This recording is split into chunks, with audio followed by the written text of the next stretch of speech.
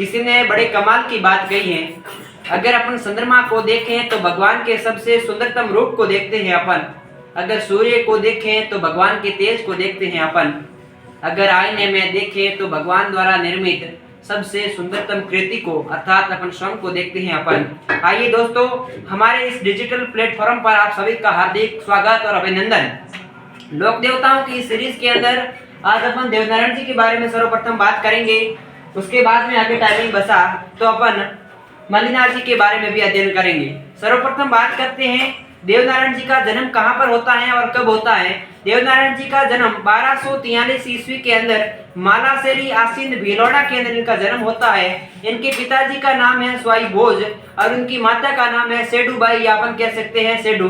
इनको note down करते हैं पहले, फिर आगे बात करेंगे। इनका जन्म कहाँ पर होता है? 1243 के अंदर मालासेरी आसीन भीलवाड़ा के अंदर, आसीन भीलवाड़ा के अंदर इनका क्या होता है? जन्म होता है। इनके पिताजी का क्या नाम था रे टाबरो? इनके पिताजी का नाम था स्वाई भोज। क्या था? स्वाई भोज। इनकी माता का क्या नाम था? इनकी माता का नाम था सेडू बाई। क्या था? सेडू बाई, आप कह सकते हैं सेडू। फिर बात करते हैं देवनारायण जी जो थे वो किस जाति के आराध्य देव है? तो वह गुर्जर जाति के क्या है? आराध्य देव है। कौन? देवनारायण जी। देवनारायण जी का मुख्य पूजा स्थल कौन सा है? मुख्य पूजा स्थल है आसीन भीलवाड़ा। ये क्या है? इनका मुख्य पूजा स्थल है। क्या है? मुख्य पूजा स्थल। यहाँ मेला कब बढ़ता है? मेला बढ़ता है भाद्रपद शुक्ल सप्तमी को इनका क्या बढ़ता है? मेला बढ़ता है। ऐसा माना जाता है कि विनायक के शासक के साथ, कहाँ के शासक? विनायक के शासक के साथ देवनारायण जी के पिताजी थे वो अपने 13 भाइयों के साथ संघर्ष करते हुए क्या हो गए? वीर गति को प्राप्त हो गए। विनायक के शासक के साथ देवनारायण जी के जो पिताजी थे वो अपने 13 भाइयों के साथ संघर्ष करते हुए वीर गति को प्राप्त हो गए। तब देवनारायण जी की सुरक्षा के लिए उनकी माताजी ने देवनारायण जी को कहाँ भिजवा दिया या कहाँ लेके चली गई? तो वो लेके चली गई मालवा। कहाँ लेके चली गई? मालवा लेके चली गई। मालवा क्यों लेके चली गई? मालवा क्या था? देवनारायण जी का ननिहाल था, तो मालवा लेकर चले जाते हैं। फिर देवनारायण जी 10 वर्ष की आयु में, कितने वर्ष की आयु में? 10 वर्ष की आयु में कहाँ? राजस्थान वापस लौटते हैं अपने पिता की मौत का बदला लेने के लिए। तो वापस आ रहे थे तब धारा नगरी, कौन सी नगरी? धारा नगरी। धारा नगरी के शासक थे जय सिंह देव परमार। कौन थे? जय सिंह देव परमार। और इनकी पुत्री है पीपल देव। कौन है? पीपल देव। इनके साथ इनका क्या हो जाता है? विवाह हो जाता है। दोस्तों, देवनारायण जी विवाह तो करवा दिया। फिर देवनारायण जी विनायक के ठाकुर के साथ गायों की रक्षा के लिए और अपने पिता की मौत का बदला लेने के लिए, और ठाकुर थे उनको क्या होते थे? मौत के घाट उतार देते हैं। क्या कर देते हैं? मौत के घाट उतार देते हैं। कौन? देव जी। फिर जो देव जी के अनुयायी होते हैं, कौन? गुर्जर जाति के, वो देव जी की फड़ का वासन करते हैं। किस वाद्य यंत्र के साथ? जंत्रवादी यंत्र के साथ। और एक देवनारायण जी से संबंधित काव्य है जिसका नाम है बगड़ावत, और इस काव्य के रचनाकार कौन है या कौन थी? तो वो है लक्ष्मी कुमारी चुंडावत। लक्ष्मी कुमारी चुंडावत। देवनारायण जी अपने यहाँ कंप्लीट होते हैं। अपन बात करते हैं मल्लिनाथ जी के बारे में। तो मल्लिनाथ जी का जन्म कब होता है? मल्लिनाथ जी का जन्म होता है 1358 के अंदर। कहाँ होता है? मेवा के अंदर होता है। कहाँ होता है? मेवा के अंदर होता है। और इनके पिताजी का नाम क्या था? रावल सलखा। क्या था? रावल सलखा। तो इनके पिताजी का नाम था। और माता का क्या नाम था? माता का नाम था जानी देव। क्या था? जानी देव इनका माता का नाम था। और इनके सासा का क्या नाम था?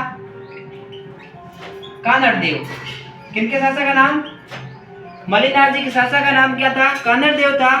ऐसा माना जाता है कि अपने पिता की मृत्यु के पश्चात ये मेवा के शासन प्रशासन को क्या करने लगे? संभालने लगे। अपने पिताजी की मृत्यु के पश्चात मेवा के शासन प्रशासन को क्या करने लगे? संभालने लगे। और 1374 के अंदर इनके शासक की क्या हो जाती है, मृत्यु हो जाती है। तब ये मेवा के क्या बन जाते हैं, स्वामी बन जाते हैं। क्या बन जाते हैं, स्वामी बन जाते। शासक तो बन जाते हैं कहाँ के, मेवा के। फिर अपने राज्य विस्तार के लिए 1378 के अंदर, कब 1378 के अंदर फिरोज शाह तुगलक,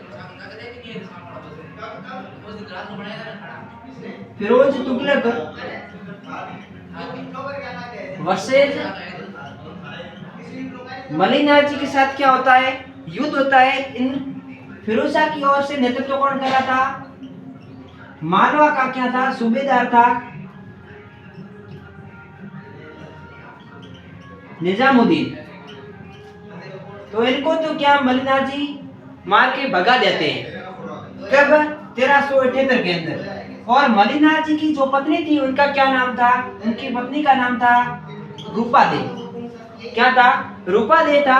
और मलिक नाथ जी अपनी पत्नी की प्रेरणा से 1399 के अंदर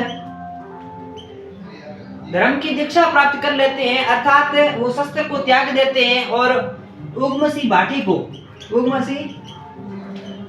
को अपना क्या बना देते हैं, गुरु बना देते हैं। मलिक नाथ जी 1399 के अंदर